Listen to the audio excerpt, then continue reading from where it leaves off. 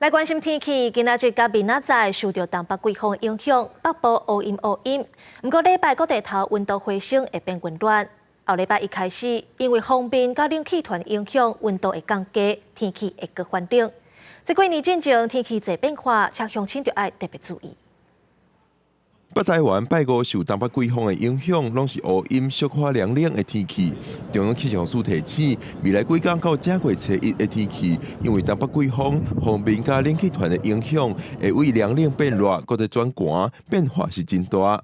而明天东北季风还是影响，因此温度在北台湾还是会稍微凉一点。不过东北季风很快就离开，因此到了周日，预计各地的温度又会是比较温暖。礼拜一受到锋面影响。 气温又开始明显的下降，而礼拜二锋面后随之东北季风有影响，比起周日又会再有明显下降的趋势。周三北部到周四整个气温还会再持续的下降。气象署表示，2月初4礼拜日暗时到后礼拜一，全台就要注意，因为风面可能带来短暂阵雨。后礼拜二受东北季风的影响，后礼拜三开始搁有华南分雨区为全台带来雨水。